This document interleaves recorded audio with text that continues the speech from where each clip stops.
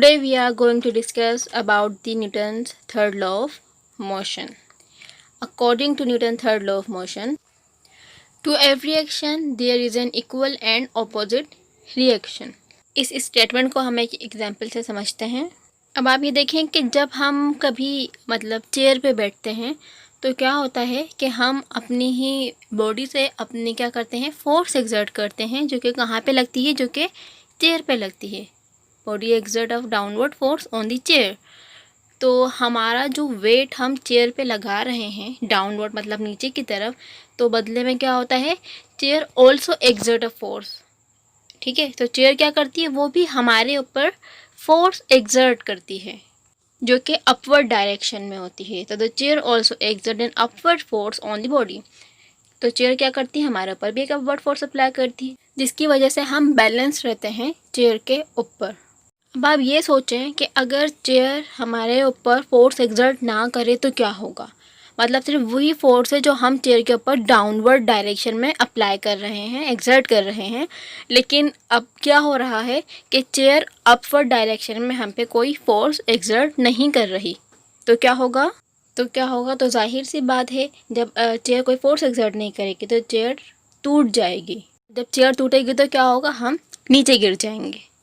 इसका मतलब क्या हुआ, इसका मतलब ये हुआ कि जितना हमने वेट उस चेयर पे डाउनवर्ड डायरेक्शन में एक्सर्ट किया था, उतना ही उस चेयर ने हमारे ऊपर अपवर्ड डायरेक्शन में क्या किया था, फोर्स एक्सर्ट की थी, जिसकी वजह से जो हमने जो फोर्स एक्सर्ट की थी वो क्या हो गई थी, वो बैलेंस हो गई थी, क्योंकि डाउनवर्ड डायरेक्शन से चेयर भी हमारे ऊपर फोर्स अप्लाई कर रही थी।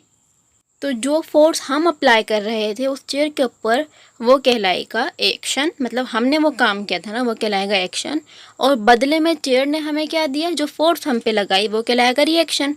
तो हर एक्शन का रिएक्शन होता है।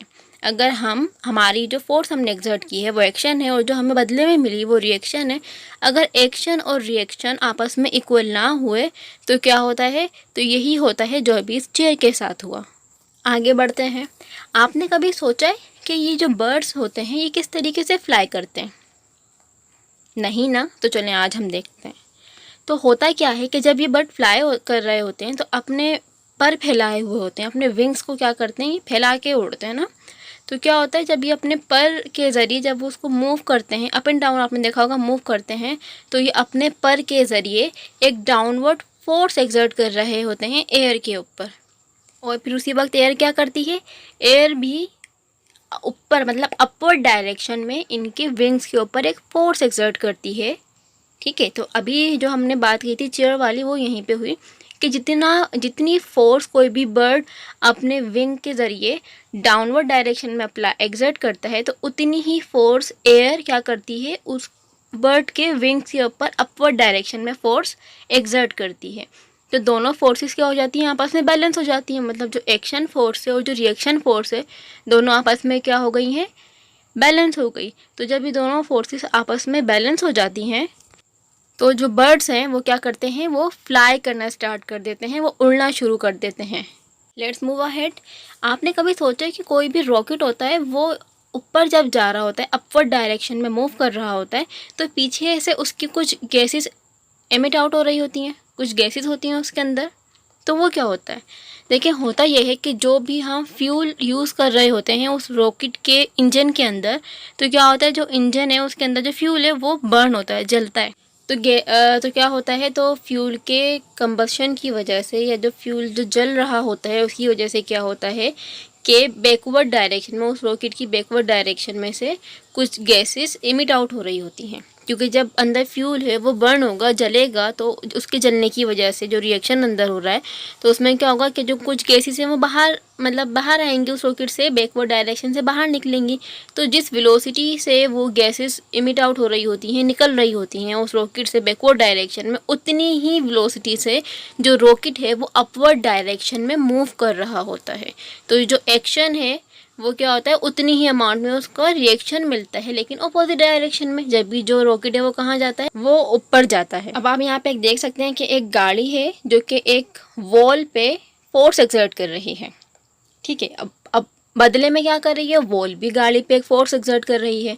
तो जो फोर्स गाड़ी वॉल के ऊपर एग्जर्ट कर रही है वो कहलाएगी एक्शन फोर्स, और जो वॉल फोर्स एग्जर्ट कर रही है गाड़ी के ऊपर उसकी अपोजिट डायरेक्शन में वो कहलाएगी रिएक्शन फोर्स।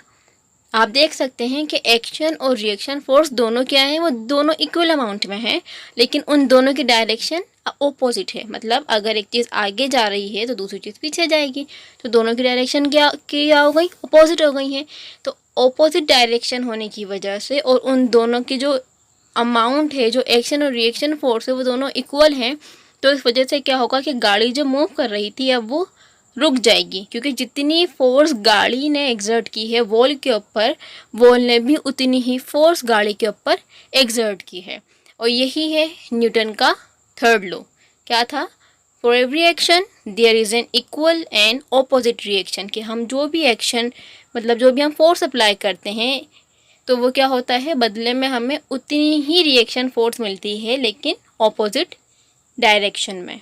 या आपने देखा होगा कि जब भी हम कभी बॉल को किसी वॉल के ऊपर किसी दीवार पे क्या करते हैं, हिट करते हैं, तो क्या होता है, जब हमने उसे हिट किया बॉल को तो वो है हमारी एक्शन फोर्स, ठीक है।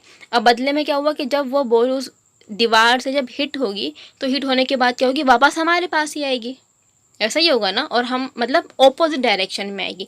अगर हम ज़्यादा वेलोसिटी से बॉल को फेंकेंगे या हिट करवाएंगे वॉल से तो उतनी ही ज़्यादा वेलोसिटी से बॉल हमारे पास आएगी। या अगर हम हल्के से बॉल को हिट करेंगे तो बॉल भी हल्के से ही वापस आएगी। तो इसका मतलब क्या हुआ? इसका मतलब ये हुआ कि हर एक्शन का रिएक्शन होता है, लेकिन इन दी ऑपोजिट डायरेक्शन में। उम्मीद करती हूँ आपको आज का लेक्चर समझ आया होगा। अल्लाह हाफिज़।